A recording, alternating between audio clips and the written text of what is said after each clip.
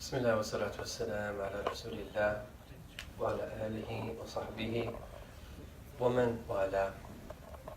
Just wanted to look at one verse that Sayyid Abdul Fattah recited tonight in Surah Al-Ma'idah, verse 105, where Allah subhanahu wa ta'ala says, يَا أَيُّهَا الَّذِينَ آمَنُوا عَلَيْكُمْ أَنفُسُكُمْ. O you who believe, tend to yourselves. لَا يَضُرُّكُمْ مَنْ ضَلَّ إِذَا اهْتَدَيْتُمْ. Those who go astray will not harm you if you are guided. إِلَى اللَّهِ مَرْجِعُكُمْ جَمِيعًا. Unto Allah will all of you return. فَيُنَبِّئُكُمْ بِمَا كُنْتُمْ تَعْمَلُونَ. He will surely inform you about everything it is that you did. And when we first hear this verse, that we might think that this verse means that we don't have any social responsibility to call to good or to forbid evil. And this is why Sayyidina Abu Bakr Siddiq is known to have that said on the pulpit, is that indeed that you hear this verse, but you have interpreted it in a way that is not meant to be interpreted, such that you leave that Amr bil Ma'ruf wa Nahy anil Munkar. And he said that don't be deceived by your interpretation of this verse. He said because is that we will either call to the good and forbid evil, or is that Allah Ta'ala will put the very worst of people over us, and then it will have disastrous consequences. However, that the correct way to understand this is that the foundation is that we worry about our own selves. We build upon that in trying to rectify our own selves. And it's clarified by a hadith of our Prophet sallallahu alaihi wasallam, narrated by Tirmidhi, Ibn Majah, and Abu Dawood, where the Prophet said, "Ittamiru bil ma'ruf, wanhaw 'anil munkar." They're called to the good and forbid evil. فَإِذَا رَأَيْتَ الدُّنْيَا مُؤْثَرَةً. But when you see people giving preference to the dunya, the world, وَشُحًّا مُطَاعًا, and avarice that they just can't help but obey, وَإِجَابَ كُلِّ ذِي رَأْيٍ بِرَأْيٍ, and everyone being impressed with their own opinion, فَعَلَيْكَ بِخُوَيْسَةِ نَفْسَكَ. Then be only concerned about your own self. وَذَرْ عَوَامُهُمْ, and leave the general state of people. فَوَنْ إِنَّ وَرَاءَكُمْ أَيَّامًا, indeed, that after you there will be days. الْآمِنُ فِيهَا كَأَجْرِ خَمْسِينَ مِنْكُمْ. The one who does righteous deeds in these days will be like that someone will receive the reward of 50 people among you. And again, he is addressing the companions sallallahu alaihi wasallam. And so that what we learn from this verse is a number of meanings. The first is that we have to be first and foremost preoccupied with our own selves. And we have to do whatever it is that we need to do to that rectify our own states, or to work towards our state's rectification.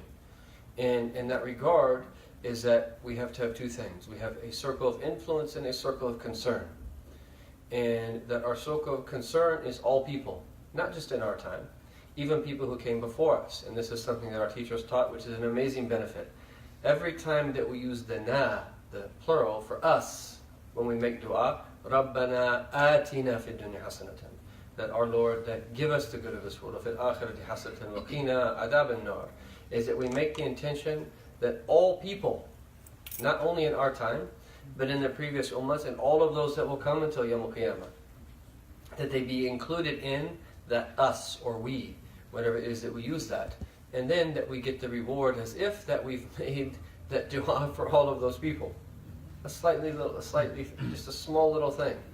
And that likewise, when we just simply say, Astaghfirullah lil mu'mineen wal mu'minat, oh Allah, forgive all the male and female believers, as that Allah Ta'ala rewrites a reward for you, as if, and this is clarified in another hadith that actually states this, as if that you supplicated and sought forgiveness for every single believer. But anyhow, it begins with our own selves, and then that we build upon that. And this is something, especially in our time, is that oftentimes that we are that so influenced by people around us, is that we let ourselves get harmed by the way that they are. Whereas the principle always states is that you can only help other people to the extent that you're not harming your own self. And we have to know when it is that we've extended ourselves too far, such that we're harming ourselves then. Is that you are required before Allah to rectify yourself first and to take care of yourself first. Everything that is that you need, that to take care of yourself is not being selfish. Rather, that this is a requirement before Allah. And then beyond that, everything that you need to maintain yourself and sustain yourself, then the more time that we spend in helping other people, the better. And then we know the hadith that we've probably heard many times, is that the most beloved people of Allah are the most beneficial to His dependents, subhanahu wa ta'ala. But this is just a reminder for us to think about that, and then that to the extent that we can help other people, that it's always a good thing. But first and foremost, this should be how we approach our deen. This should be how we approach learning that the Quran, learning the Sunnah of our Prophet ﷺ, studying, and everything it is that we do, is that we want to be from those people that are close to Allah subhanahu wa ta'ala. And this is possible just as you can have an oasis in a barren desert. You can also have a very righteous person amidst chaos and confusion and a bunch of disbelievers and people that have gone astray.